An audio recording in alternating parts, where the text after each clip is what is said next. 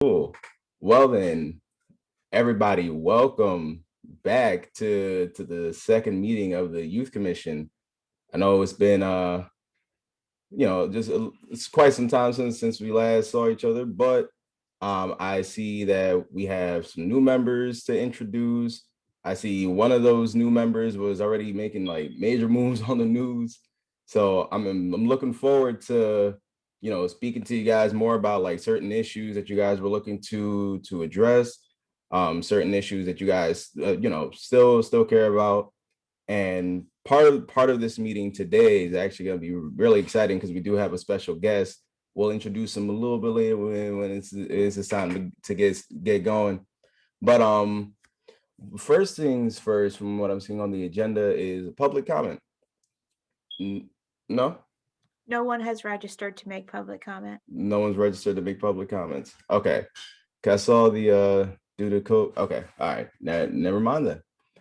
All right. So we'll move along. No problem. No problem at all. So we'll go straight to it and just introduce our two new members who, weren't able to attend last meeting, but that does not mean they're not a valuable part of this team. We have Brandon and we have Wilma. Now, in our last meeting, guys, what we did when we introduced everybody was we had them say their name, say the district or neighborhood that they represent, what made them want to join the youth commission, and one thing they like to address within their district or neighborhood. So, for the sake of etiquette, we're going to do ladies first and have Wilma speak. So, Wilma, if you can, name, district you represent, what made you want to join the youth commission, and one thing you'd like to address. All right. Hi, everybody. My name is Wilma Victoriano. I'm from the Reading School District. I joined the Youth Commission because I wanted to have a voice in my community. And one thing I'd like to address, I'm really not sure. I'm sorry. I'm kind of nervous. So I didn't really think of anything yet. Nah, there's no problem at all. No problem. And there's no need to be nervous. We're family here. We're all on the same goal, same mission to improve the city of Reading. So if you can't think of something right now, it's no problem. No problem at all. Okay. But welcome to the Youth Commission. Congratulations. Um, Next up, we have Brandon. My guy was already on the news. I don't know. Maybe he doesn't need the introduction. People probably already know him. But Brandon, if you can, just your name, district you represent, what made you want to join the Youth Commission, and one thing you like to address within your district or neighborhood. Yeah, thank you so much for having me. My name is Brandon Hernandez. I am representing the 4th District. I know Wesley and Winton are also representing that district, so I'm looking forward to working with you guys.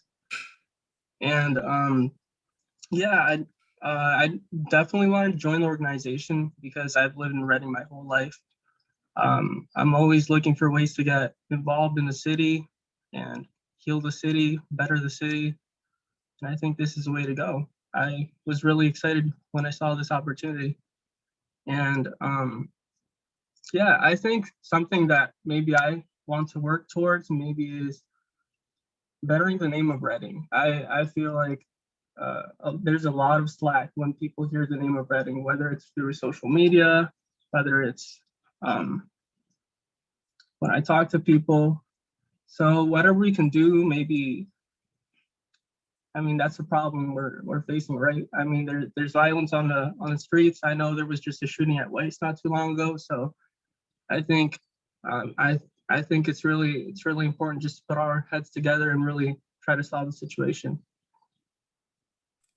Yeah, absolutely, man. Absolutely. I think you what's the phrase? Hit the nail on the head with just bettering the name of the city of Reading. I mean, majority of us have lived here all our lives, so we know what the reputation is for the city of Reading. But at this point now, I think people are starting to understand that we're not what we used to be, and what we're about to become is better than what anybody expected. So yeah, I'm all for it. I'm all for it, Brandon. Well, I'm all for it too. Sometimes we don't have the answer, but we know that we want to see something improve. So yeah, congratulations on being here, guys, and we're really glad that you decided to participate. Now, the key, Lucine, yes. Since we're talking about how we speak about Reading, I just want to make a comment about the agenda. When the agenda opened, there was opportunity for the public to comment. And I want to inform everybody here on this commission, that's a great way. If people are talking to you in the community about the Youth Commission, if you hear people talking about things of concern in your districts, if you have peers or friends who have ideas or want to share any feedback, that's the time for them to do that. And they can do that at the meeting. And so if you hear, I would encourage you to encourage them to tune into our meeting and then to register for public comment. Because it's really important for people to learn how they can share their voice and their concerns or their ideas with all of us. So I just wanted to make that, since we're talking about how we speak about our city and who is speaking about our city. We need to speak a little bit louder about how our city is changing and all the positives too. So thank you, John. Absolutely. Yeah, guys, your friends are just as important as you guys to all of this. Yeah, they have voices just as much as you guys. It's just you guys are representing them in this commission, but they can speak as much as they need to in these public comments. And just to make a little light, I do have a public comment. I want to say happy birthday to Winton. I know he's just sitting there all humble, but one of the best people out here, always trying to serve his community. So I wanted to say happy birthday right here in this meeting. Happy birthday, my guy. Thanks, John. I appreciate it. Absolutely. But now moving on to the next topic at hand. We do have a special guest for you guys who is going to yes, Miss Michelle Shelley. Yes. Sorry, this is where we start playing with Robert's rules. Yes. Everybody with your agenda packet got a copy of how I wrote down what you all said at the last meeting. So now's the chance for you to move and second to approve those as written, or tell me I did a terrible job and give me all the corrections that I need to make. So on my front, maybe I missed something, but I personally did not get something. I don't think I did. Maybe I'm not seeing So it. they were, the agenda as I sent it out was the cover sheet, then it was a summary of everything that you all said last month. And then I also included a list of all of the topics that you all brought up last month that you want to explore further. So that should have Okay. all been an attachment to the calendar invite. Okay, If it you was on the didn't get calendar. that, we can postpone this until next month. Oh no, it's fine. Let me just find that attachment. Got it. Okay. So working with Robert's rules, man. Again, guys, I'm learning just as much as you guys are, so bear with me. I do apologize. Let's see. Got that going. No. Man, my computer's being stubborn today. No biggie. Oh, yes, Lucine, go ahead. John, if My I can make a apologies. comment, because this is an official meeting, what happens at official meetings is that there is often a secretary, and we record what's happening at these meetings because they're public meetings, right? And there's a right for the public to know what we're talking about and what we're doing. And so once a secretary is elected, that person will be responsible to take the minutes, or really just take notes on our meeting and what we talk about, just like you would, right, personally. And then those minutes get submitted to all of us for review. And this is where we get to on the agenda now, which is we look at those, we read them, and we say, no, I didn't say that, or that fact is incorrect. It's kind of like doing your fact checking and that kind of thing. And then when we have the opportunity now, which is what we're working through, and John's going to call for a motion to approve the minutes that were submitted, that means that we all read through them, we're okay with them, we don't have any corrections, and then someone would make the motion. to move the approval of the minutes. And then there would be a second that would be necessary. So I wanted to unpack that a little bit, just because maybe some of you have never experienced that in a meeting, in a formal meeting like we're doing right now. And that's the intention of why we would approve the minutes, because then we put them out for the public and they get to see and read and hear and know exactly what business we are doing on behalf of the government. Yes, yes. Thank you, Lucine. And I found my little cheat sheet here to make sure I'm saying this all correctly. But yes, let us get in good practice of the Roberts rule. So I motion to approve the I'm Wait. doing it wrong again. Oh. You call for the motion. You can't make the motion. You're not a member of the ah. commission You see, proper. guys, You're the moderator. So one of the yes. members must make the motion and second. I have my Apologize. hand up. Sorry to interrupt, but I have my hand up before you make a motion. Yes, Johnny.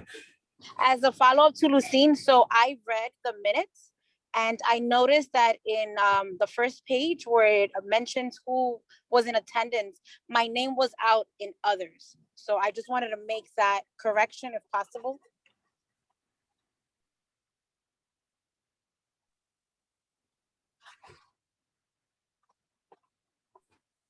Yeah, absolutely, Johnny. Whoa. I have you noted as arriving during the swearing in ceremony.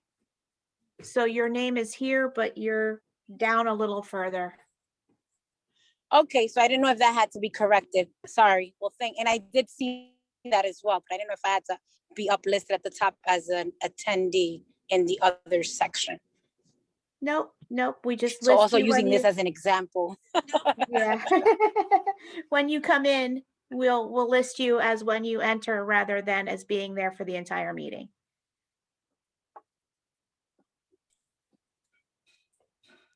Thank you, Shelley. You're welcome. All right, guys. So the floor is yours to call motion. I'm stepping back. This is all you. I'll make a motion to approve the meeting minutes. And I'll second that. All right, nice. So motion moved by Winton, seconded by Wesley. Awesome. Good job, guys. Good job. But now You call for the vote. I call. Okay. Call So for the vote. I call to vote to approve. All in favor. All in favor to approve the minutes from last meeting.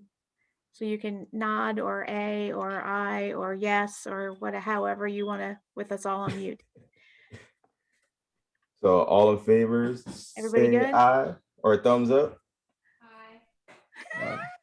Thank- Awesome. All right. So all approved to motion the minutes. Learning. We're all learning together, guys. Let's go. Yes. Round of applause for you guys. But now we do have a special guest for you guys. I know part of this youth commission was to teach you guys city government, how city hall works, basically kind of giving you the rundown, a tour of sorts of city hall. And we have a special guest. We have Chris here. We have Chris, I want to say the last name correctly, Dahlberg. That's pretty good. Yeah, there we go. But guys, Chris is going to show you and teach you the ways of city hall, city government, how things work. And if you guys have any sort of questions, please feel free to write them down, because Chris is going to be asking you guys whether or not you guys have questions. And I'm sure there's going to be some things that you're going to want to learn a little bit more. So now, Chris, floor is yours. Please, by all means, take it away. All right. First, thank you so much for inviting me. Someone earlier said that they were a little nervous. I actually, I've been teaching for 18 years, and I actually have a little bit of nerves right now. First off, once I start presenting my screen, if you have questions, please feel free to just ask them then or at the end. It really doesn't matter. I believe once I start sharing my screen, I won't be able to see the chat. So feel free if there's anything that you want elaboration on, anything that I can explain better, please feel free to let me know. So I'm going to share my screen. I'm used to using Google, so this is okay. Let's see. All right.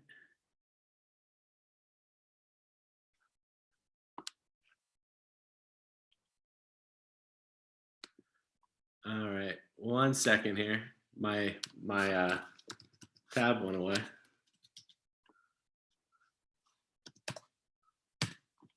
All right.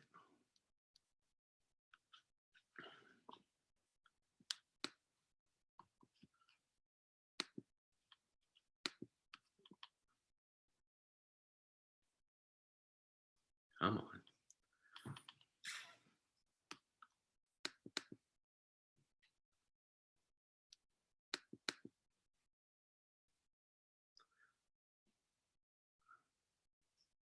It's coming. Chris, is that a Wilson Bulldog logo next to you? Look. What is this? Yeah, I was. Yeah, Nah, it's not a lack of effort. That. Yeah, it's all good, man. All good. It's where your heart lies. Red Knights. Exactly. All right. So what I thought that we could look at today, basically just an overview and function of what local government is and how it varies across the state, how we got to where we are in terms of this style of government, some of the roles and duties of various bodies / programs that exist in the city of Reading, and then some jurisdictional issues, just some things so that I remember when I first got on council, because I served District 1 before Lucene, I had all of these ideas, and what I found was that many of my ideas didn't mesh with what I was even allowed to do. So I want to talk about some of those types of issues, and then go over a little bit of Q&A, and that'll be that. So when we're talking about local government, how local government's divided in Pennsylvania is it's broken down into counties, obviously, but then further refined into boroughs, townships, and cities. We have one incorporated true town in Pennsylvania, even though people use that language. Oh, I live in this town. There's only one incorporated town. Does anybody have a guess? It's not in Berks County. It's actually Bloomsburg. Bloomsburg is an incorporated town. And then even cities are broken down further into different classification. Reading is a third-class city based off of population. Most of the cities in Pennsylvania are third-class cities. Philadelphia is a first-class city. What that means is that there are actually different rules. There's a different city code for each class of city. And the state government has made that. And why they did that is it sounds really nefarious when I say this. It sounds kind of like underhanded, like they're trying to be shady, but it's not. It's just that there are different rules for different cities. We make those same types of differences even in like how the law treats a firearm. You could equate it to in the same way. Like a handgun has different laws around it, different ages around it than a rifle. Same thing with this. Like cities, different size cities have different laws around them than other size cities. So at first, when I learned that myself, I was like, wait a second, what are they trying to do? Are they, trying to make it more difficult for a third-class city, or they want to treat Philadelphia like special? That's sort of, but not really, because each city has different needs and slightly different setups too. So I just pulled out YMSA. I have no idea who that guy is, but that's a council man. They have a council manager form of government in which people are elected, and then the elected people go out and hire someone to run the government. You know, YMSA, a little borough. Reading has what's called a strong mayor form of government, a home rule charter. Obviously, you know, that the Honorable Mr. Moran, I know who he is.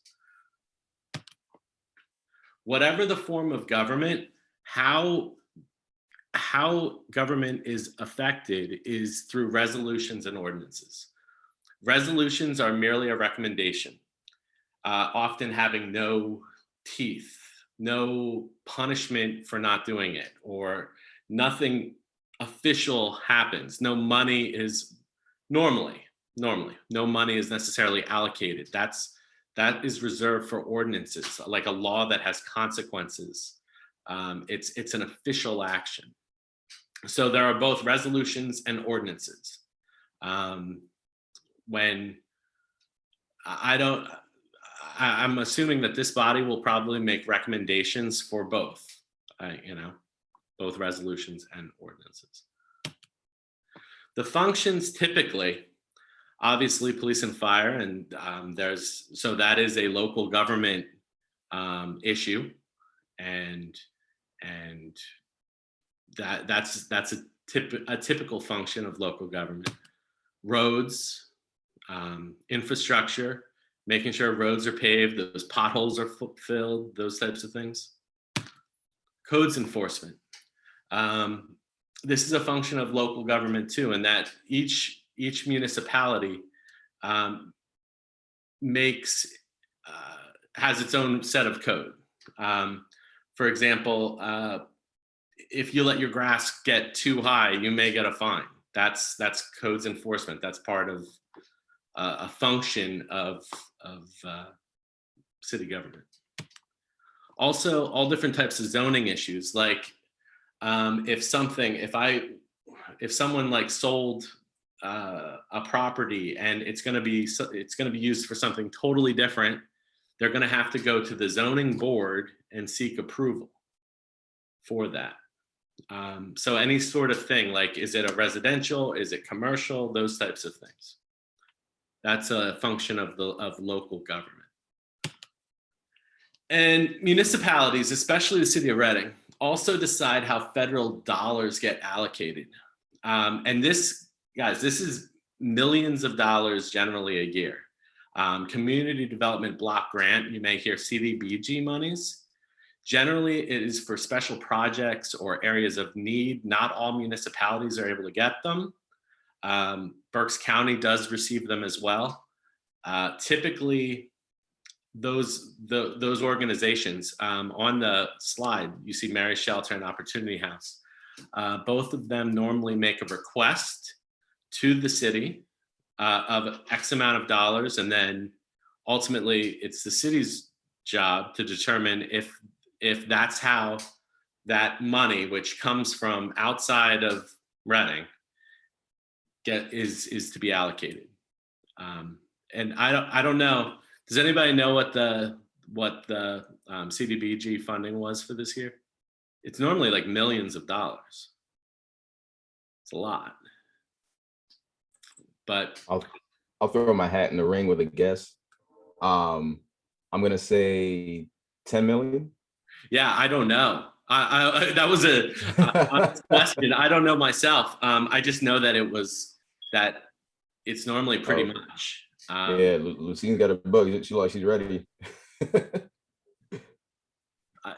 Lucine, do you know how much? Off the top of your head? I don't know. No, give me a minute. I just pulled out the budget. I'm gonna take a look. Okay, good deal. So, and I think that this is something that the Youth Commission would absolutely have a voice in, because this is because you'll see where all of the requests came from, who requested, how much they requested, what is it for, and you conceivably could lobby one way or the other, like they should get more or they should get what they're asking for, those types of things. I would see you as having that recommendation, you know, have some weight. Parks and Recreation is a function of local government, varying levels of what they offer from municipality to municipality. The city of Reading obviously has the Reading Rec, a joint effort between the Reading School District and the city government. And obviously they offer a whole lot. And with 2 community centers, and it's, you know, that's money that's well invested. All of those things cost money. Where does that money come from? In the case of the city of Reading, this is obviously that's what we're here for. Property taxes, something called EIT rates, that is earned income taxes. For every dollar that somebody makes, 3.6 cents is taken out of that dollar and given to the city of Reading and the school district. The school district actually gets, I guess, 1.2 of those cents. And the 2.4 goes to the city.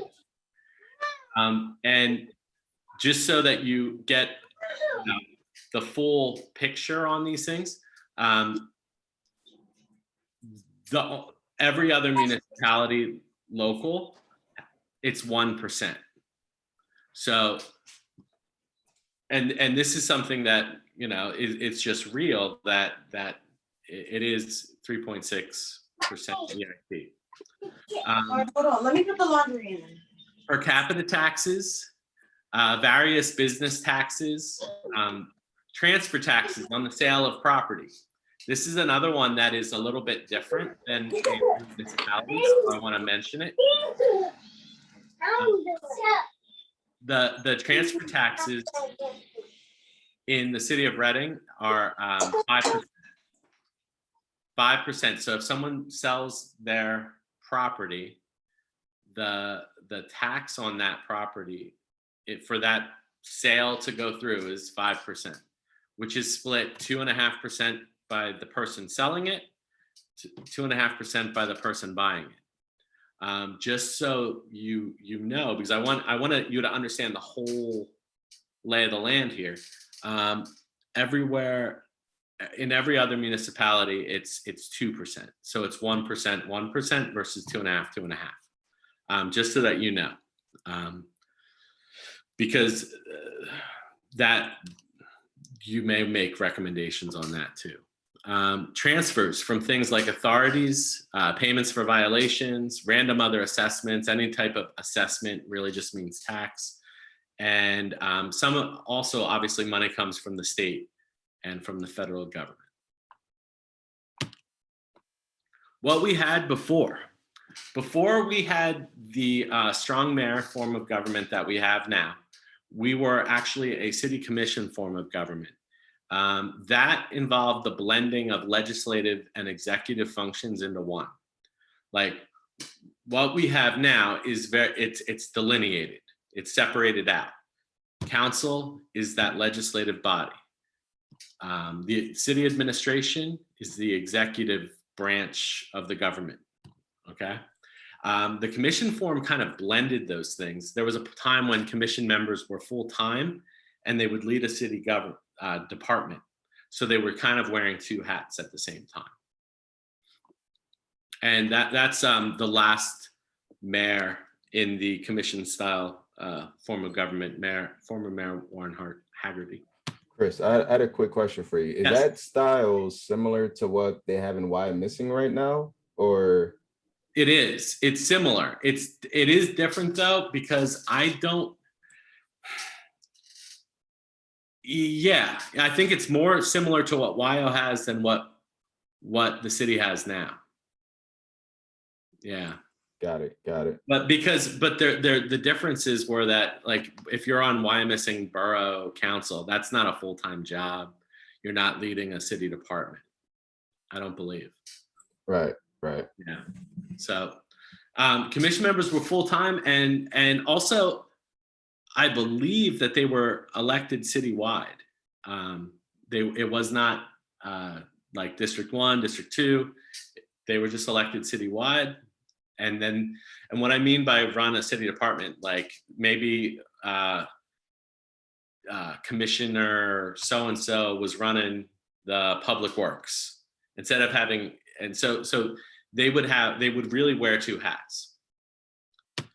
That changed by voter referendum in 1993, and the city moved to a home rule form, and that form took effect in 1996. It divided the city into 6 districts, and also the ruling document for the city is this home rule charter. It is the equivalent of the Constitution. Nothing that council or the administration does can be in violation of that charter. Okay. That's the first mayor under that style, former Mayor Angstad. So on this, I took a screenshot of your last meeting, because this is technically, this is a commission, and all of you have been approved by City Council to be on this commission. And that's how it is for boards and commissions in general. In the charter, there is that City Council approves the appointments, generally that the mayor puts forward. So to equate it to like a federal level, kind of how at the executive branch, the president will put forward his nomination for the Secretary of Defense, and then the Senate confirms, kind of like the same type of principle. The mayor will put forward his nominees, or in this case, it could have been council as well, and then council approves. The parking authority is different though. The parking authority operates under the full power of the mayor. The mayor makes those appointments without council approval, and they serve at the discretion of the mayor. Chris, was there ever a time where parking authority was more or less kind of a commission, or that's never been a thing? Where it was, where people actually, where council had vote? Yeah. Shelley? I don't know that. I don't believe so, because the Authorities Act is completely separate. It's a state act. So all of the city's authorities, the water, parking, housing, all those authorities have separate regulations around them, which is why authorities are not listed in the charter, because we can't trump state law. So I believe the parking authority was always the way it is now. Yeah, and just to follow up on that, like the water, there must be something different then about the water authority, because I know council does approve water authority appointments. So I'm not sure exactly why that is. Do you know that? In addition to the Authorities Act, then each type of authority has its own specific kind of sub rules. So yeah, they're each a little bit different. Okay. Yeah. And Chris, I can just say, having most recently worked with the Downtown Improvement District Authority, right, matches what Shelley just said. So even though it's directed by the Commonwealth, each one in itself is almost like a unique animal. And they act as like agents or arms, to the city, but they're separate. So it's a complex relationship, I think, that we could spend some time on itself. Yeah, absolutely. Absolutely.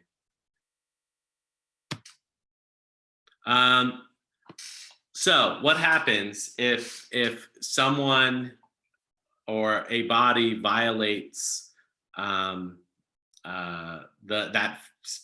founding document of the charter? That would go to the charter board. The charter board is created in the charter itself. It's 5 members, all city residents, and what their job is to do is to interpret the charter. They also can, how do I say this? A lot of times people will just ask for opinions, like preemptively. So before they do something, like, okay, this is a little bit of a gray area because the charter think, like, remember, we're still offering up every so often amendments to the Constitution. That was how many years ago? This is a lot more recent. So there is some gray area, and the people can ask for opinions from that board on whether or not they can do something like ahead of time. I think that's often how they function. Or if someone files a complaint, you can certainly file a complaint with the charter board. And those operations are paid for obviously by the city. All right. Awesome. Hey, but Chris, before you move forward, guys, do you guys have any questions so far for Chris?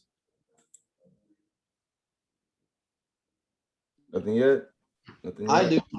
I do, but I thought there was a Q&A. There is a Q&A, but if you want to just, this can be really, if a question came up, ask it, definitely. Okay, I had a question about municipalities and the CDBG monies that you mentioned. What are some of the types of projects that the city has done in the past using that funding?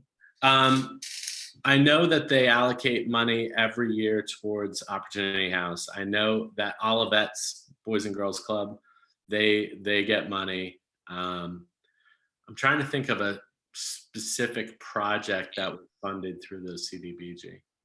I know Lucine, I know I've been away from it a little bit. I don't remember.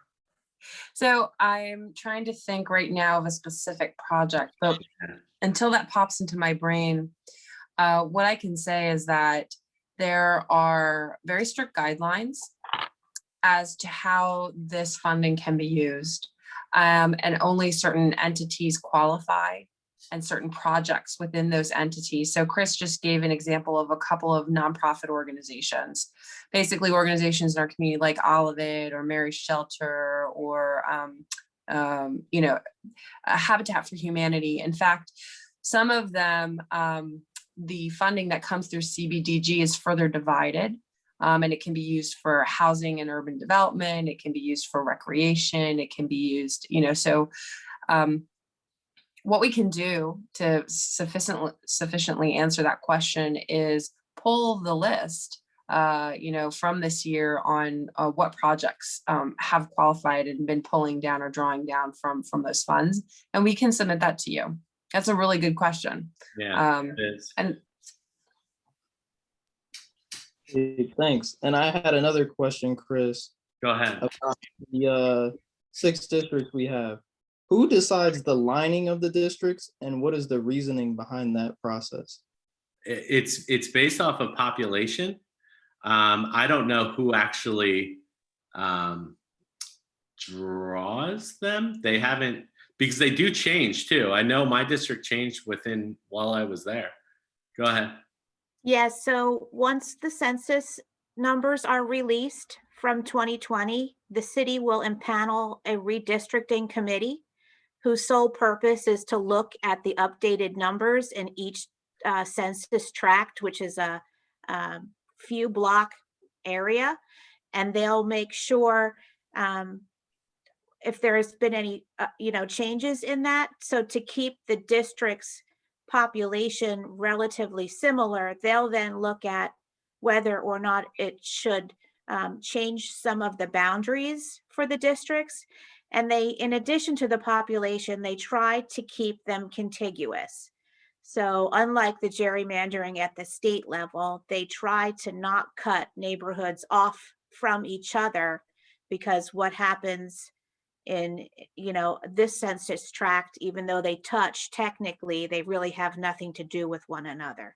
They try not to get them across railroad track lines, or, the river cuts things in half. And, there's all of those topographical type of divisions that they also take into consideration. So that's analyzed every 10 years. Yeah, the state definitely, I know firsthand that the state may, though they may try, they come up a little short on that one. I know Oak Brook is essentially divided into two state rep districts. So that's several years ago, there was actually a movement to elect all council members citywide. I see you smiling, John. There was a movement because,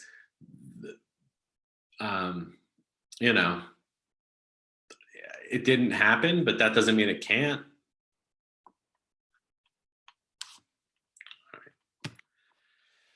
The Charter Review Commission is an organization that must meet every 5 years to offer recommendations on how to make the charter better. I told you before that there are some gray areas. It is amended.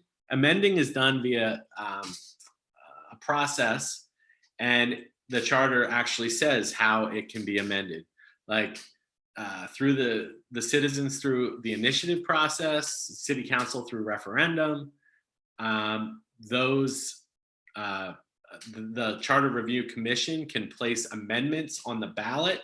That happened last election. I don't know if you remember, there was the one that I remember the most clearly was the term limits. So now city council moving forward has a 2-term limit because the people it was on the ballot and the people approved it. So that's how the charter is able to get changed. It's by design. It's not something that simply city council can do on a whim. That's by design. And it's just like the US Constitution. It's not set up so that it can just change with the political wind. It is a little bit often challenging, and there's a lot of checks on that in order to change it. Act 47. The city of Reading is still in Act 47. It technically means financially distressed. It was declared financially distressed back in 2009. It does present various rules that the city has to operate under. For example, there are salary limits. There are recommendations for how much of a fund balance there needs to be. And it does also help. There are things like the non-resident the commuter tax, the non-resident wage tax. That is allowable because of Act 47. A judge has to approve that every year, but that is allowable. I don't know. I think I live here, so I don't know. It's like 1.9 or something %. And then there's actually an organization, PFM, that is helping to guide the city through Act 47. The goal is to get out of Act 47. And the city, I think, through the diligence of everyone there, is in a decent standing to get out. I don't know when. I haven't been following it very well, but I believe that the fund balance is good, and hopefully the city will be able to get out of Act 47 because it's like it limits some of what the city can do. Just if we were to compare Reading to the federal system, just because I want to make it clear, in comparison to something that you already know a lot about. The executive branch is like the city administration, the legislative branch like council, and then the judicial branch, we could call it the city solicitor for matters not related to the charter necessarily. And then for matters solely related to the charter, we could probably call the charter board like that judiciary. The city solicitor serves both council and city administration. Their job is to let council know if something that they're trying to do is in contrast to state law or federal law, or they're supposed to be non-political. It's just, what is the law? Are we allowed to do this or not?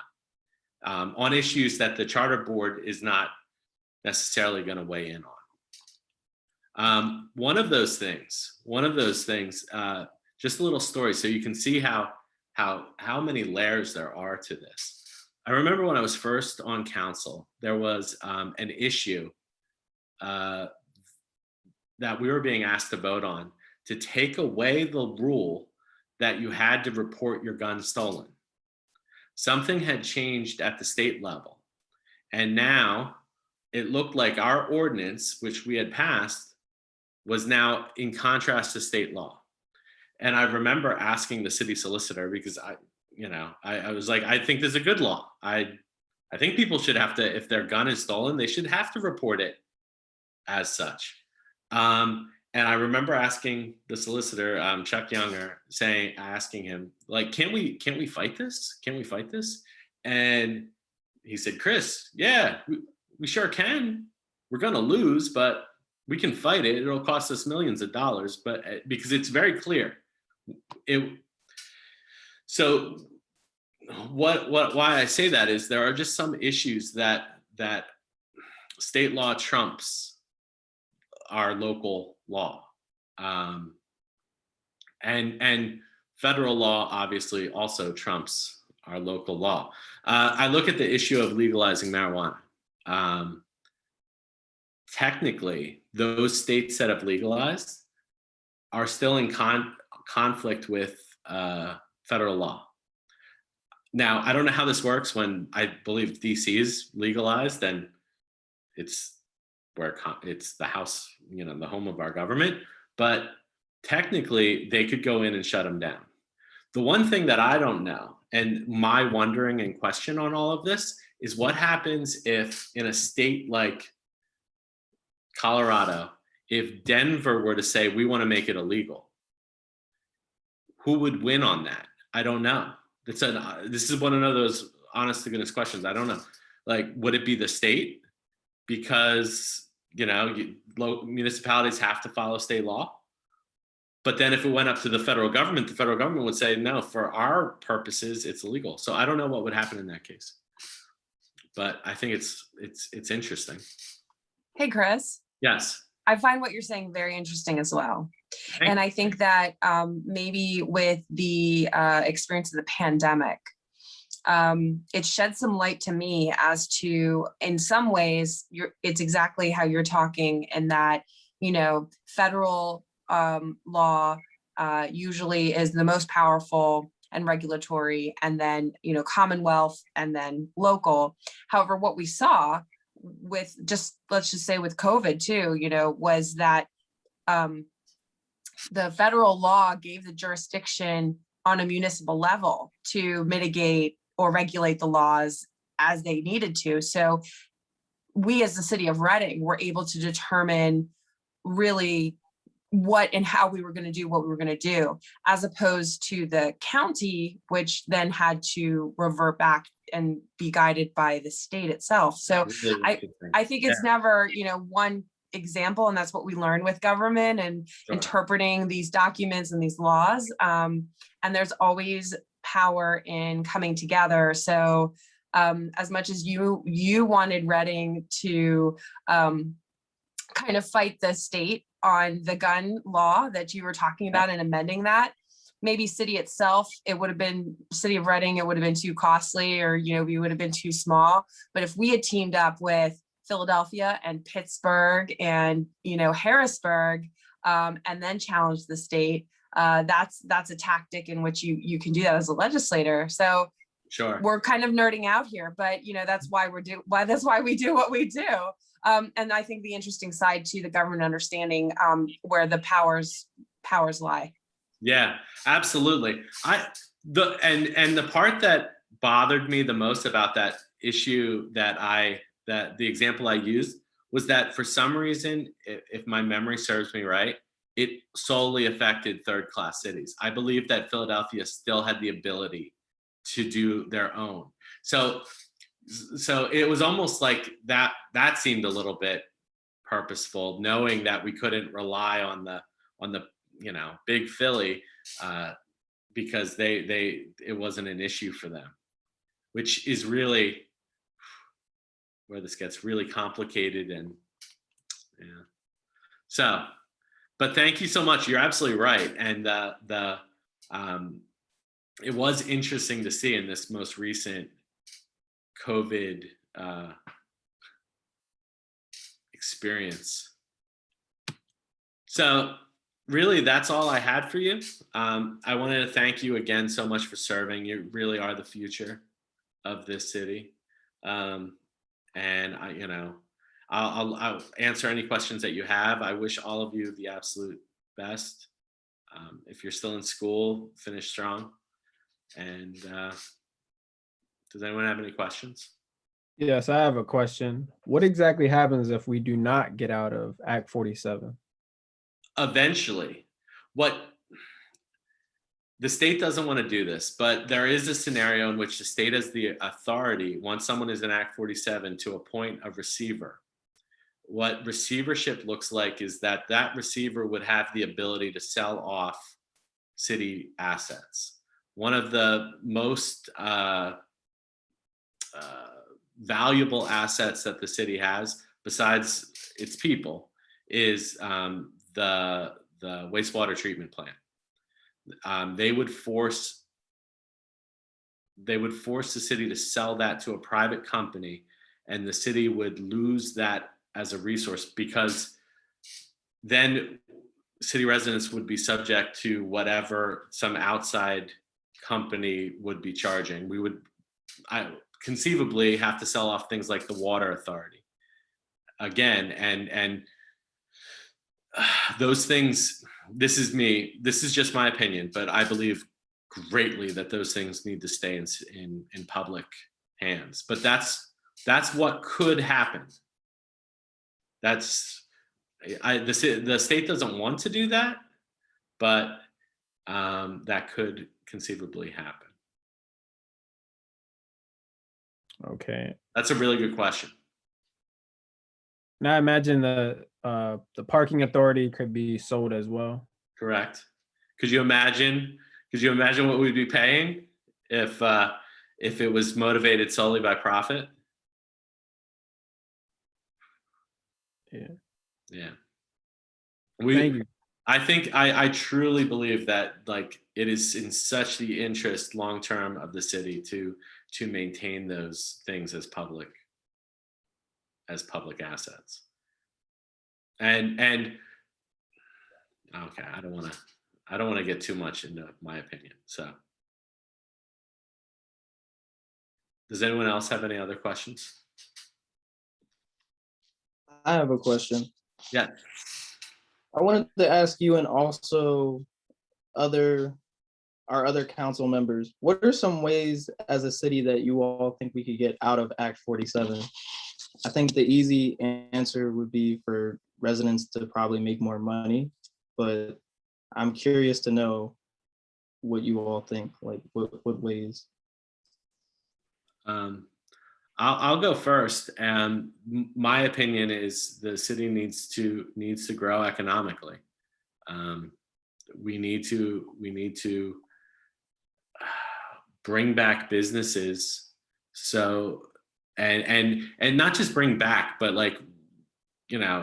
businesses, all of the capital is already here. The human capital is here. It is us. It is you. It is we. That's here. What we need to do is find a way of making that, of capitalizing on that in a way that does provide some economic growth. My personal belief is we cannot tax our way out of this. I do not for a second think that we can do that. I think long term, the EIT rate should be more in line with other municipalities. You know, those are the two, but we have to grow. That's it. That's number one for me. That's just my opinion. Lucine, what do you think?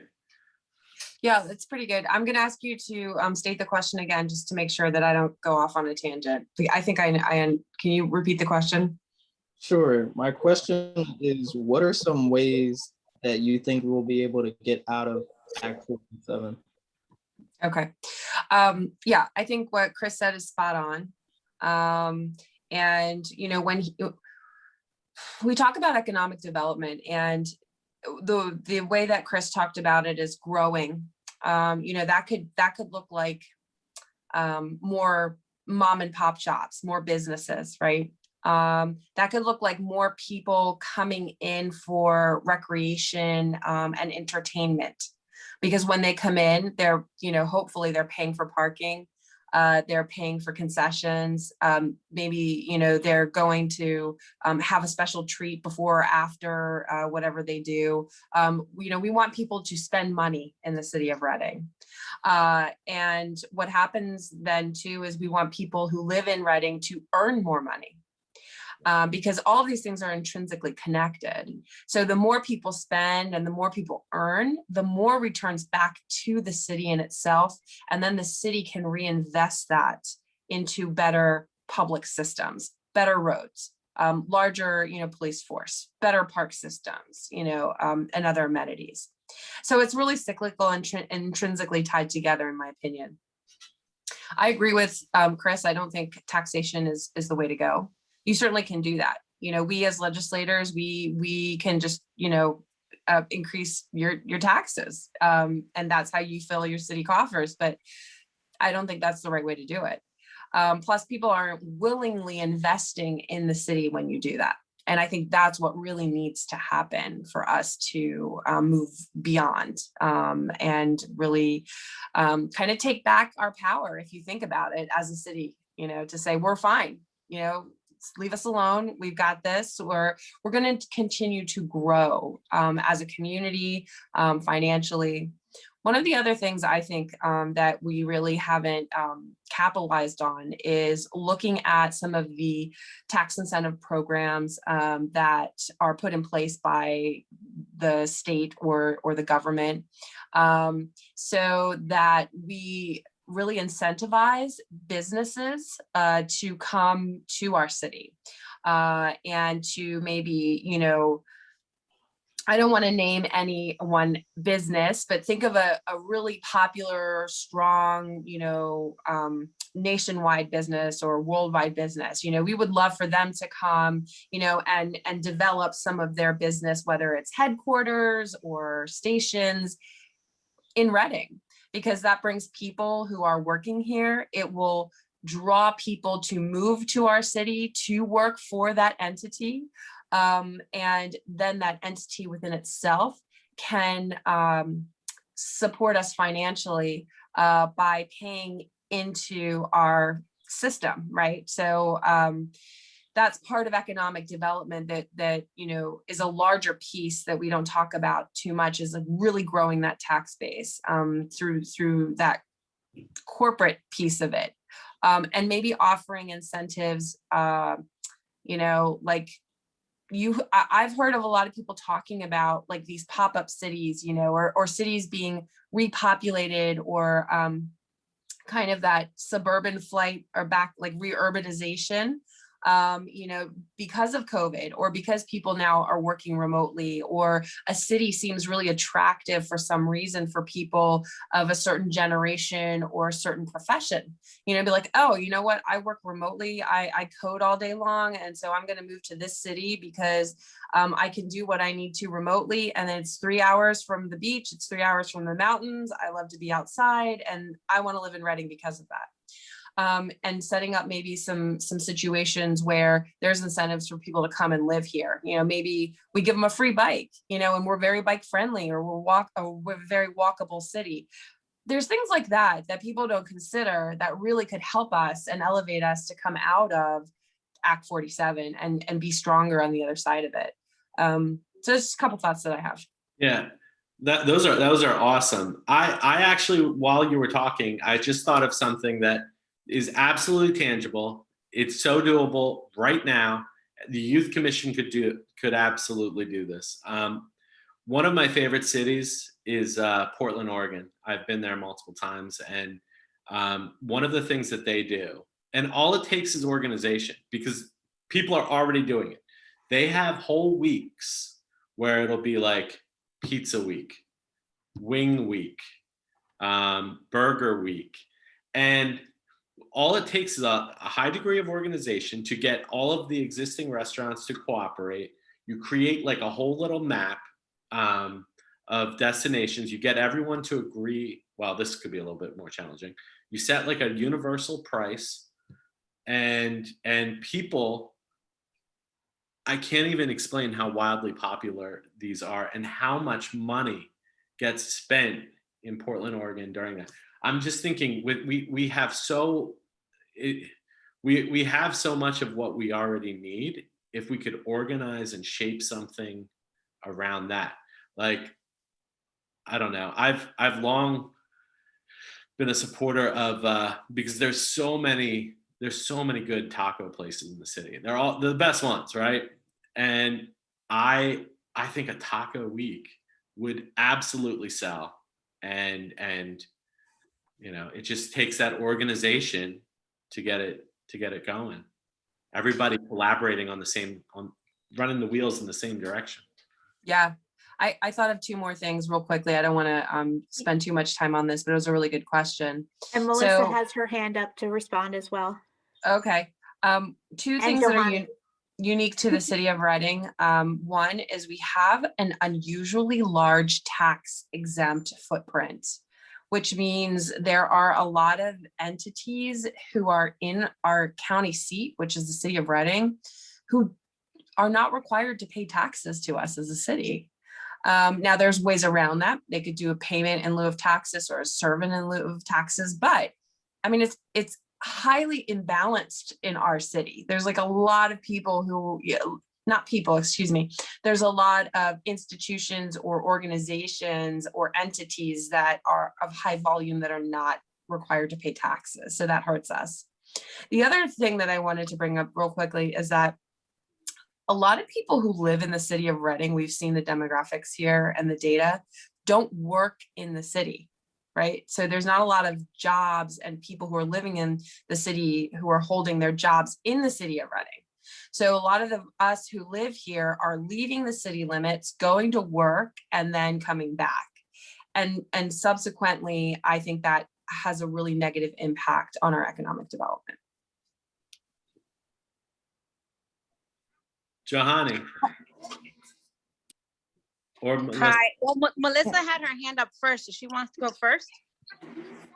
Yeah, sure. Thank you. Real quick, good evening, everybody. I'm Melissa Ventura, Councilwoman for District 3. I'll just be agreeing with Chris and Lucine in regards to economic growth, bringing new businesses into the city, helping businesses get started. And definitely more attractions where people want to come to the city. And I definitely agree that a lot of people live in the city and will work outside of the city, like myself as well. So just bringing in more jobs would definitely help us get out of Act 47, maybe even more home ownership. Thank you. Hey, so as a 16-year-old back in the days when I used to love coming to Reading, it seems so vibrant. There were a lot of stores, there were a lot of shops, there were more than one movie theater, if I'm not mistaken. But then as I grew and I became an adult, I used to love to come to Reading to go shopping. There used to be busloads upon busloads upon busloads to the Reading outlets. I don't know if any of you remember. I don't know if that's if you were even born, right? And please jump in. But so, I feel like to understand Act 47, you have to kind of like look at the history of what happened, because there used to be a lot of factories in Reading and a lot of big factories left. there was a ton of job opportunities in Reading, and all these big companies left. So where we're at today, you know, I almost think that we need to rebrand ourselves as a city, and arts seems to be like a growing venue for maybe to help generate income. So I want to encourage you all to like look at the budget and see how the revenues come in, because Councilwoman Sahelnik mentioned, you know, if there's activities, functions, events happening locally, then, you know, people are parking, they're paying for parking, they're purchasing tickets, so they're paying for admission. So we collect taxes, or we collect money rather, from all these things that are happening simultaneously. So I want you to understand how money comes in, right?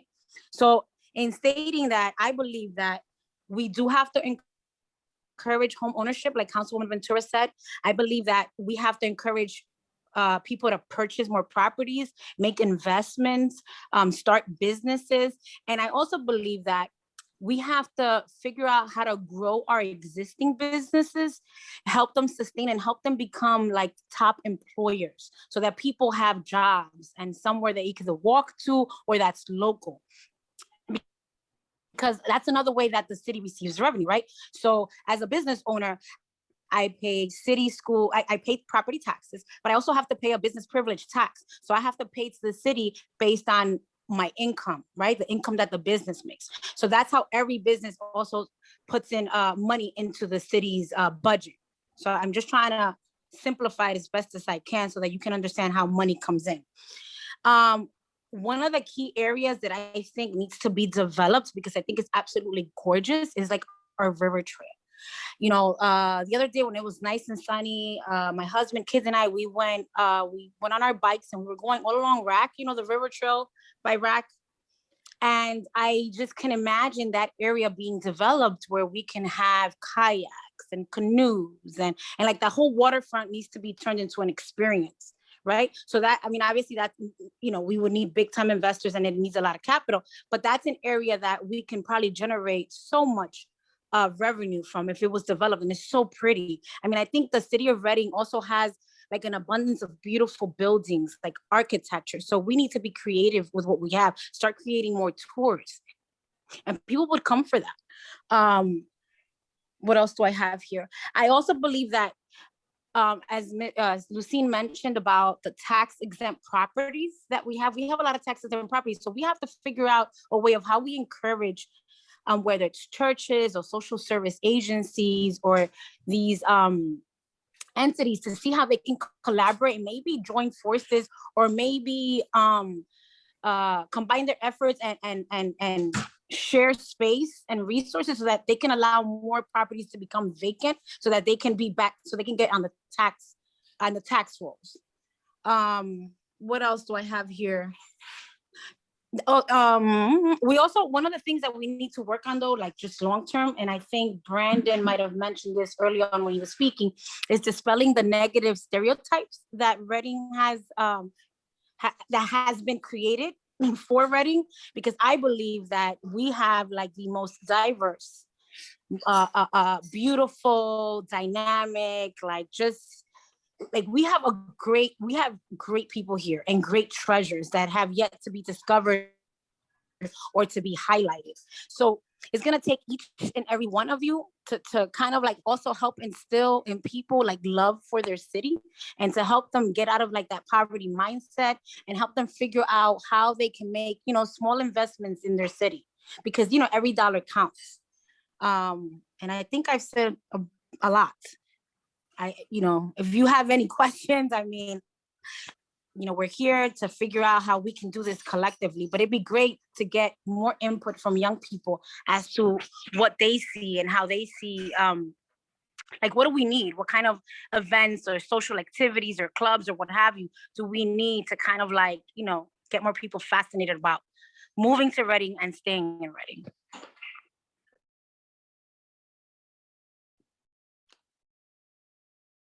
I see Wesley has his hand up. Yeah, Wesley, go ahead.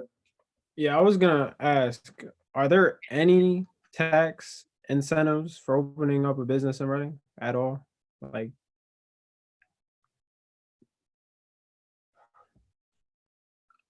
I do not know of any.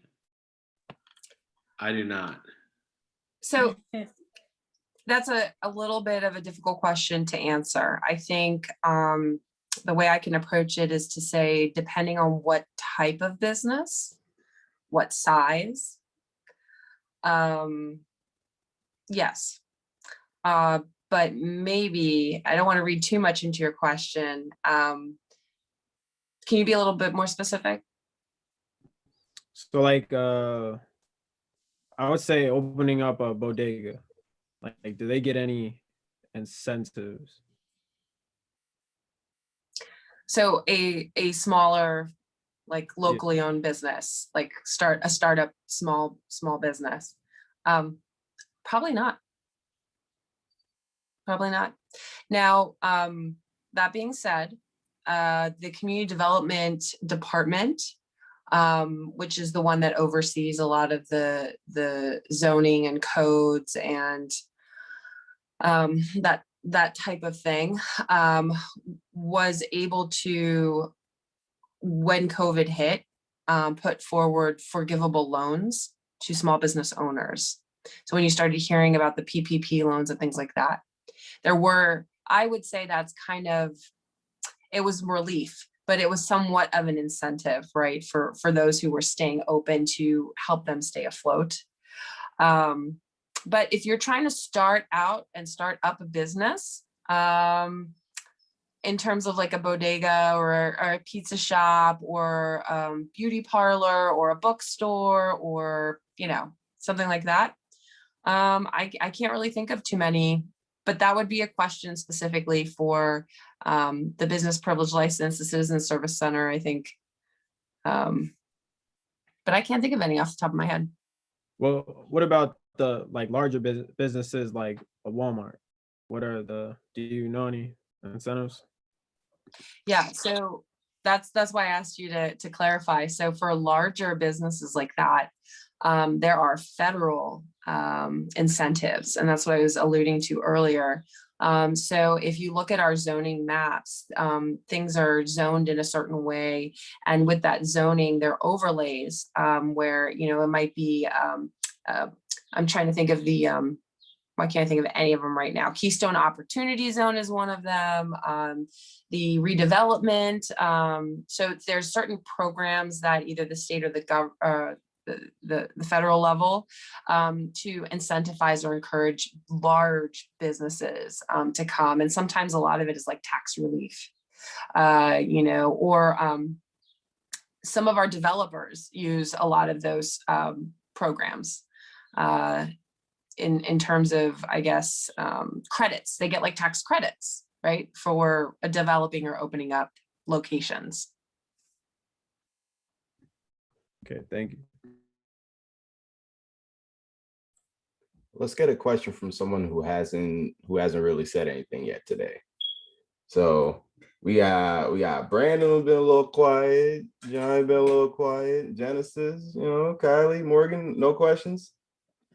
So I had told Chris that an idea of making money in Reading was maybe selling something in the pagoda because people go there all the time. So we might as well make money from it. And he said that we probably should sell something at the pagoda because the river and mountain are amazing opportunities. Yeah. So he basically agreed with me. Awesome. All So right. if I can make a comment there, because that's good. That's really good insight. So you know what you do with that? The Reading Pagoda has a foundation and they have public meetings, and it would be amazing for you to submit your ideas and your insights to them. Just like we're on a commission here, they have a commission too. And they are always meeting and looking at ways to promote themselves as an asset. So that's kind of how, like, we can think of ideas, or we can start to act and be change agents. There's a difference, right? So I want to empower you to know how to be able to do that.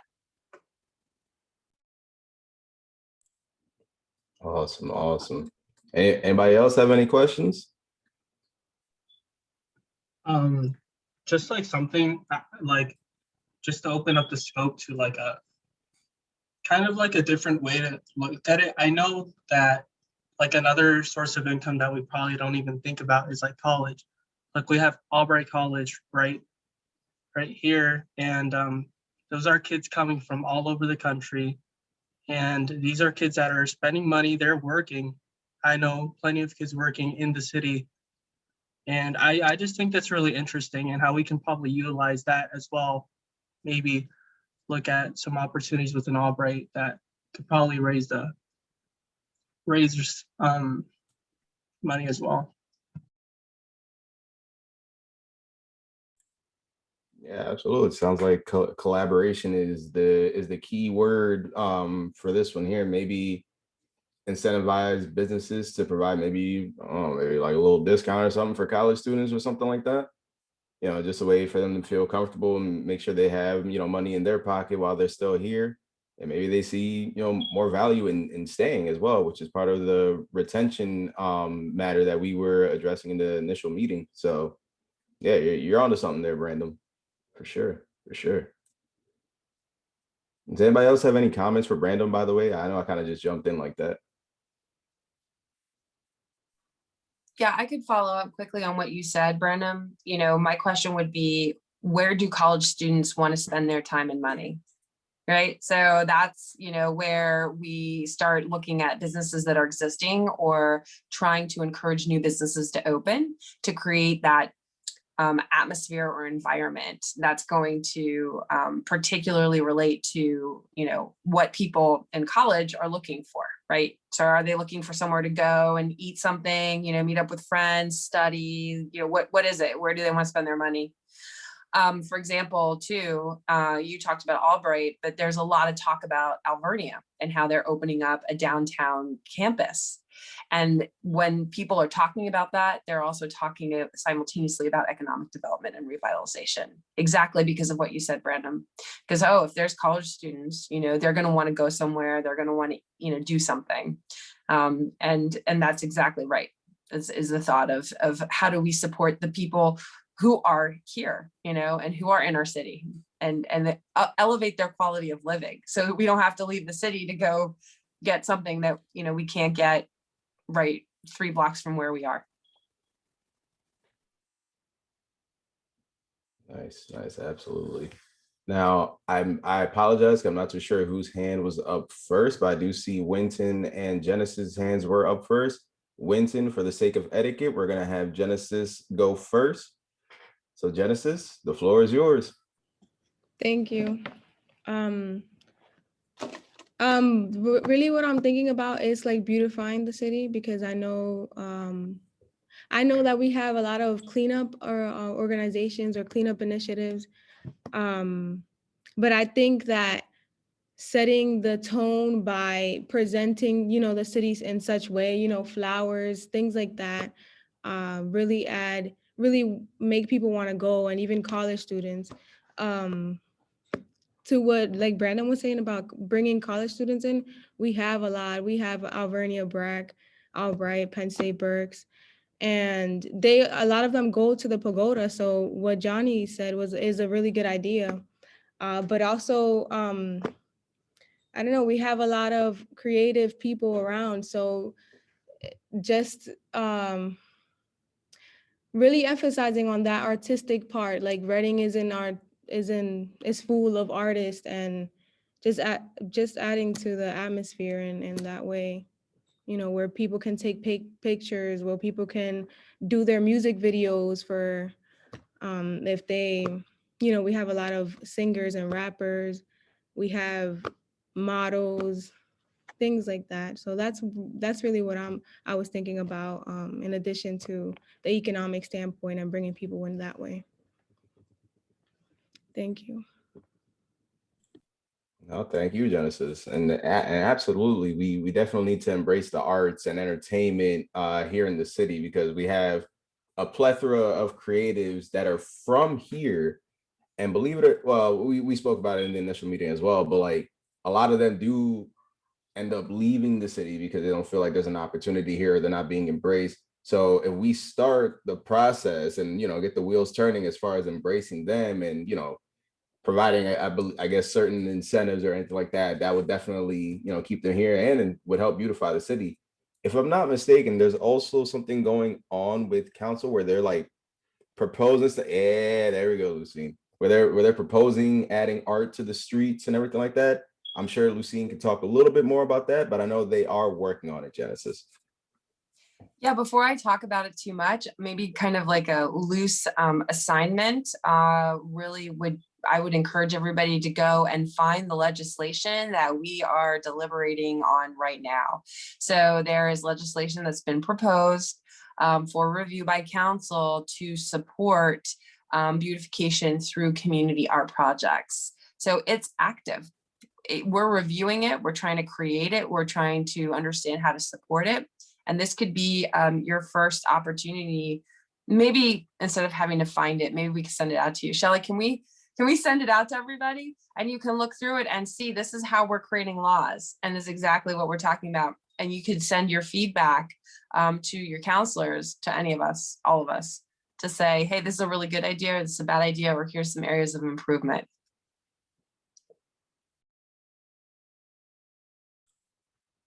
Yeah, absolutely, 100%. And guys, this is a part of what we mentioned before, keeping council accountable, making sure, that they hear your voice. This is a perfect opportunity. I mean, we all want to see Reading look nice. We all want it to be the hit place for everybody to hang out at. But that process will go a lot faster once we all realize the power of our voice and we speak to council, we collaborate with them in order to pass these legislations to make sure this all happens. So it's a great opportunity for you guys to connect with the council members as well with all of this. So thank you, Lucine. Thank you, Genesis, for mentioning that. Now, Winton, Mr. Birthday Boy, the floor is yours. Thanks, John. This is my last question. I've really enjoyed this dialogue and hearing you all's ideas. I think they're great. I wanted to follow up on Wesley's point about incentives. And this question may be directed towards Joannie because she is a business owner in the city. Growing up, I've seen a lot of businesses leave the city, specifically leave Penn Street to go to Penn Ave in West Reading. What comes to mind is one of my favorite restaurants, Sherry's Jamaican Delight. What incentives do we have for mom and pop shops or restaurants, businesses to choose Penn Street, choose to stay in Reading or move to Reading rather than go to Penn Ave in West Reading? Wow, that's a heavy question. And Winton, just like Cherries, right? Cherries, because I've seen her establishment on Penn Ave and it's very bright, vibrant, it's very inviting. It's like, wow, like her business is booming. And I think that's the sad part, that being in the city, it didn't allow her to succeed as much as she wanted to. And I've often contemplated that same thought, like, oh man, in order for me to take care of my family financially, would it be better for me to move, right? But I'm living here, so I'm a diehard for here, so I'm gonna stick it out. However, unfortunately, there aren't any incentives for small business. Typically, there tends to be incentives for larger businesses. And that's not here or there. I think that's something that we want to explore and maybe change. But one of the great things that I appreciate about Reading is, having an opportunity, it's affordable to purchase property, or property seems to be more reasonable. The property taxes are a lot lower than going across the bridge. So I think it's helping entrepreneurs and business owners really find it, obviously financially rewarding, right? I know that she's probably paying a lot more rent than she was in downtown, but she's probably making more money than she was in downtown. So give and take. So we need to figure out, how do we start identifying spaces that make sense for people? And if, for example, if I owned, I don't know, multiple commercial properties, like maybe I would want to negotiate with a new business owner that I'd let them rent for maybe 3 months for free or 6 months for free. So it's almost like maybe property owners rather need to be incentivized somehow, so that they can have these buildings become more vacant. At the moment, we don't have anything, no particular incentive, but I'm sure that's something that we can explore and begin to create. Did that answer your question? Yes, it did. Thank you. And also, if I may jump in, I'm so sorry, you know, dispelling that negative stereotype is key, because people are afraid still and yet to come into the city. Even all those colleges mentioned by Genesis, you don't see a lot of foot traffic in downtown or in many business core areas, right? Because there's still that stereotype or that fear about crime, and crime has reduced in the last couple of years. So, but we need to start telling, like, we have to change the narrative of Reading and start highlighting all these great businesses that we do have throughout the city and these great spaces that we want to encourage people to check out. And that's going to take the collective to do that.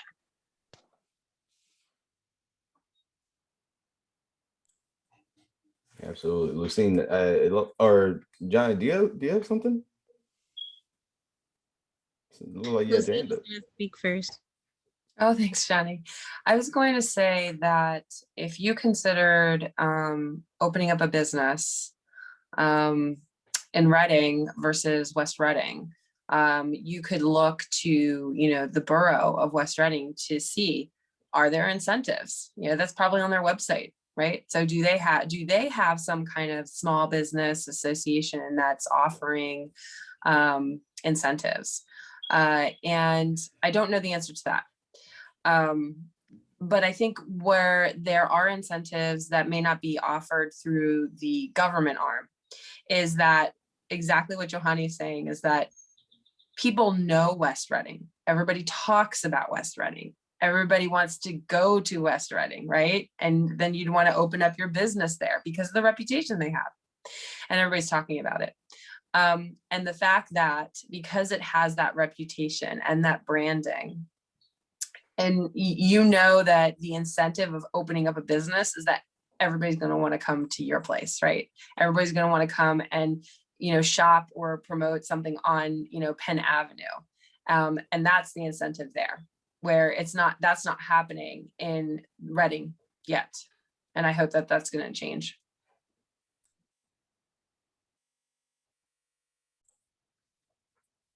Absolutely. Thank you, Lucine. Thank you, Lucine.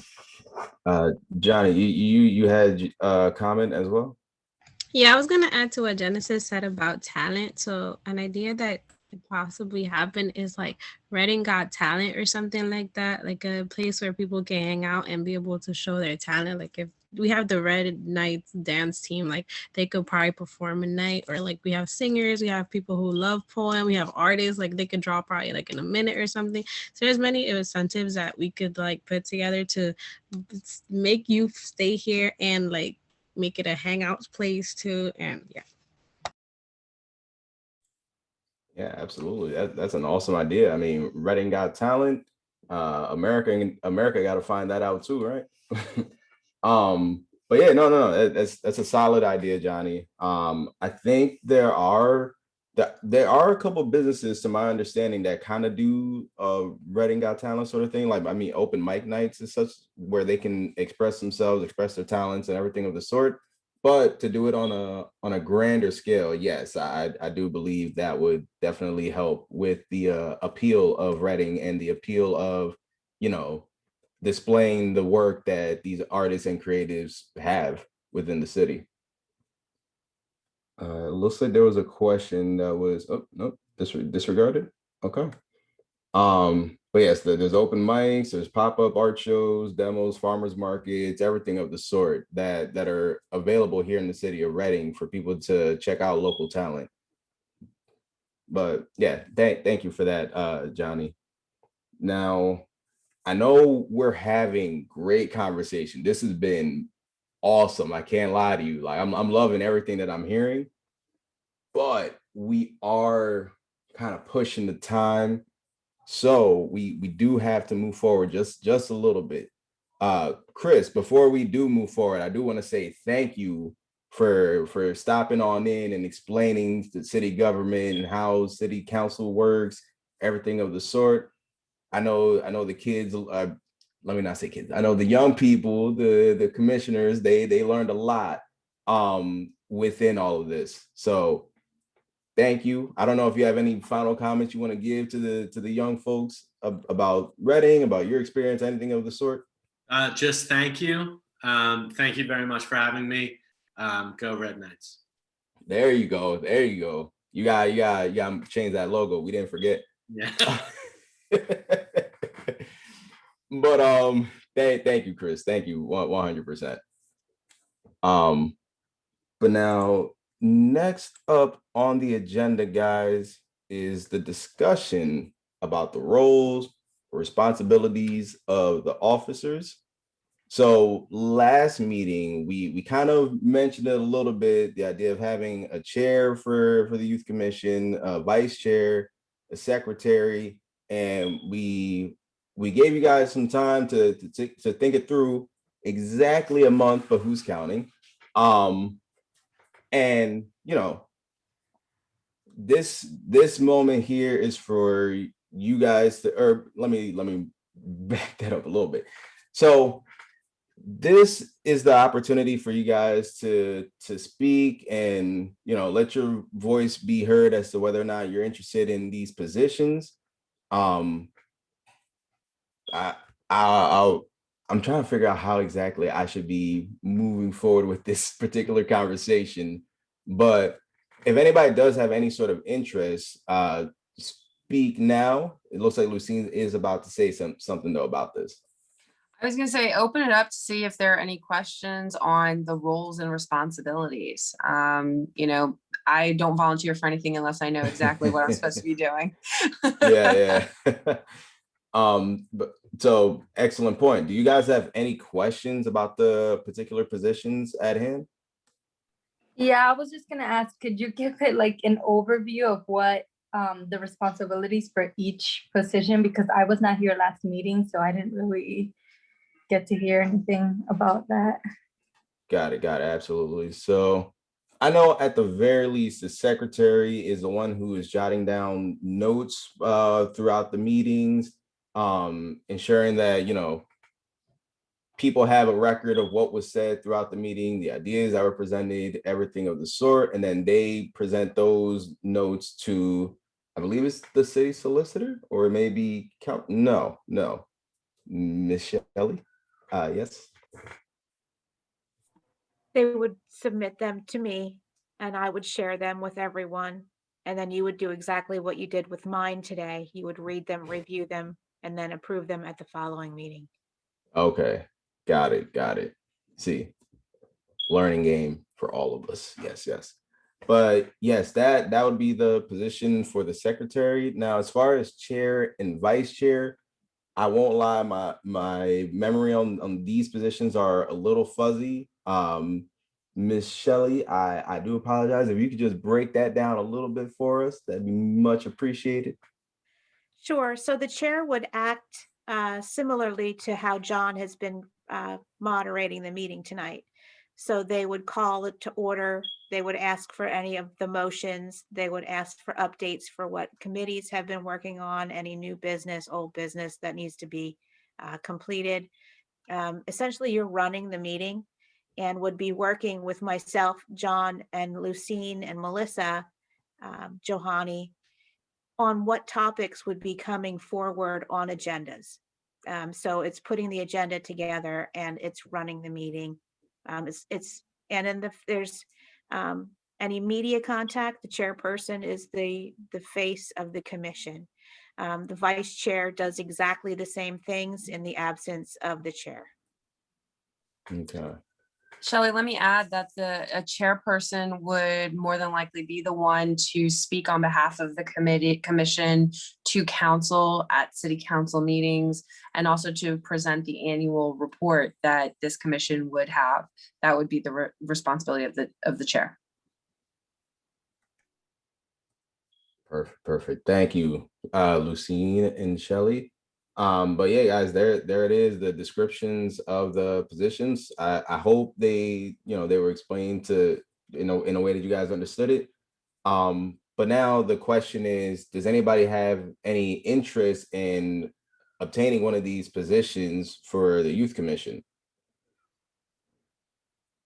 as far as the chair, vice chair, or secretary? I definitely have some interest in the vice chair. I'm not sure how the whole signing up process for that's going to be. I'm still a little confused on that. So there's a really formal method that you can use for elections. And then there's also a really not formal at all method that you can use for elections. And Lucine and John and Melissa and I can talk about that. But if you are interested, absolutely send us an email so that we can get that organized before the next meeting. And then we'll let you decide which method you want to use. Okay, thank you. Learn some more Robert's rules. Yeah, we all got to learn these Robert's rules. But I'm actually seeing a question here by Jahani, which is, will training be provided for the youth to carry out their designated roles?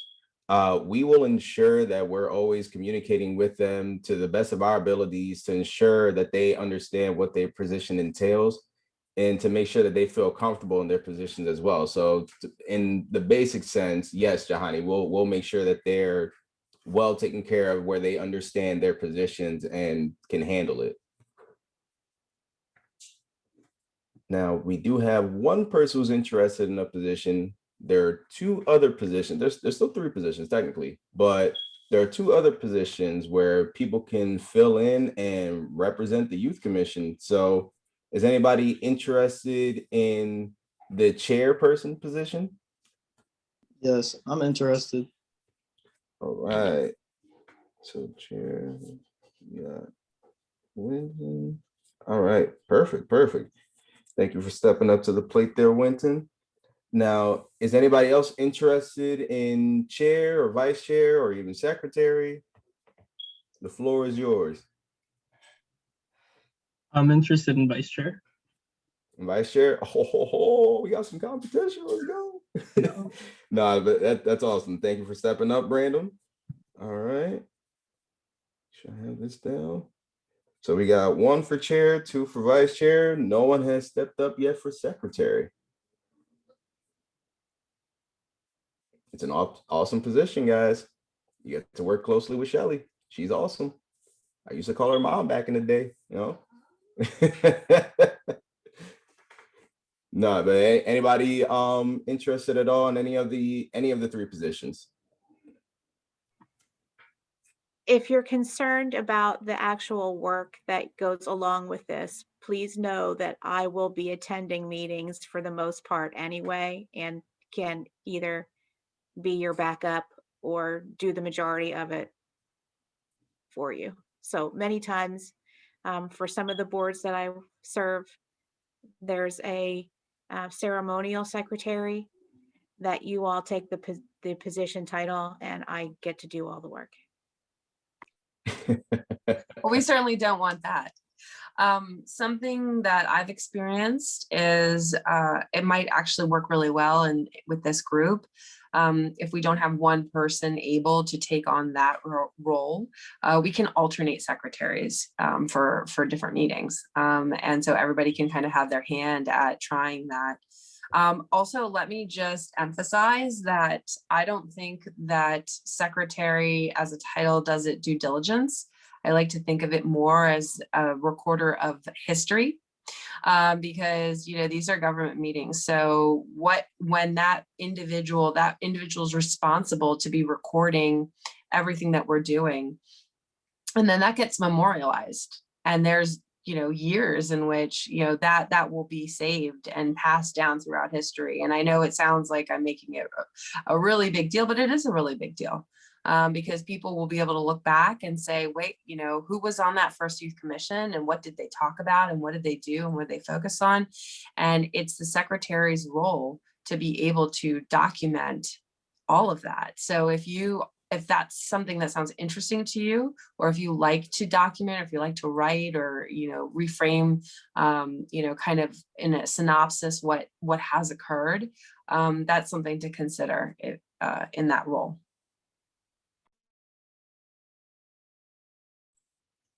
Thank you, Lucine. Thank you. Brandon, well, you got something to say there? I believe like in the sake of like since no one else has taken it, I would probably be willing to take up secretary instead of the vice chairperson. Okay, look at that. Hmm. Thank you, Brandon, for stepping up to the plate there. Very admirable of you. So right now, as it stands, we have Winton would be chair, Wilma would be vice chair, and Brandon would be secretary. As it stands right now, unless somebody steps up to this plate. So John, I know there's a couple of people who aren't here tonight. Yes. And so maybe what we can do is, have everybody submit their nomination, right? So you can do that for yourself or maybe for somebody else. Sometimes the elections work that way. So, I could talk to Melissa and say, Melissa, I'm really interested in being the vice chair for this commission. Would you nominate me? And then that person nominates you. Because sometimes it's a little awkward to be like, I want to do this. So I think that between now and I don't know, John, if you want to set a time, a date, allow all of the members of the commission to consider being nominated or self-nominating for a position. And then that way we give everybody the opportunity that may not even be on the call tonight. Then we can present how we would go about actually receiving those nominations and move forward from there. Absolutely. So yeah, I mean, if anything, guys, again, you don't have to say that you're interested in a position here tonight, but I would say if you guys are interested, by the week before our next meeting, so our next meeting is June 2nd, the week before is May 26th. If you guys can submit your nominations or your interest in one of these positions, by all means do so. And then from there we'll go through the nomination process or the voting process, I should say, at the next meeting. Fun fact for you guys, though, actually, it's for you guys to remember the last day to register. That is your moderator's birthday. There's something for you guys to think about there. No, I'm just kidding. You don't gotta think about that. But May 26th though would be the last day there for you guys to express interest in these positions. Okay. Now we are kind of running a little longer than anticipated. So as you guys heard, the next meeting would be June 2nd. If you guys, for whatever reason, cannot attend that meeting, we do ask that you always let us know at the very least 2 weeks beforehand. Things could pop up at that time frame too. So latest, let's say May 26th again. That way there's only one day to think about, May 26th.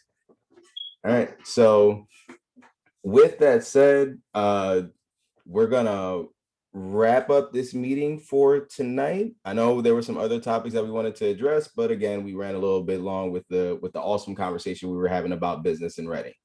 So with that said, we're gonna run Robert's rules one more time to adjourn this meeting. Let me make sure I'm doing. Am I the one that starts it off? Hold on. You're gonna call for a motion to end the meeting. Okay. I'm going to call a motion to adjourn this meeting. I second. Go ahead. Go ahead, Genesis. Genesis, you got it? I motion to adjourn the meeting. Second. Awesome. And there it is. And Winston third that one, right? Yeah, there we go. All right, so seconded by Genesis, third by Winston. Guys, thank you for being here this evening. I look forward to seeing who's interested in being nominated for these positions, and I look forward to seeing you guys June 2nd. Now, before we wrap up, does anybody have any more comments? No? No. Yes, Okay. I actually do. Real quick, we have an election coming up on May 18th, and I just want to stress the importance that everyone needs to go out and vote. If we had some great dialogue about where we would like to see the city in the future. It starts May 18th. Voting is so important. Please go vote. Absolutely. Absolutely. Thank you for mentioning that, Winston, because yes, but your voice matters, guys. Absolutely. If you're able to vote, please do so ASAP, or specifically May 18th. All right. But thank you for that, Winston. But guys, thank you for being here. That wraps up the meeting for this month, and we look forward to seeing you June 2nd. Again, if you're interested in those positions, May 26th is the cutoff date. So please reach out to myself or Lucine or Shelly or Melissa, whomever you want to reach out to. Please let them know that you're interested, so that way we know that for the next meeting. All right. But you guys all have a good night. Thank you for being here. Thank you. Good night. Good night, everyone. Take care. Good night. Great job.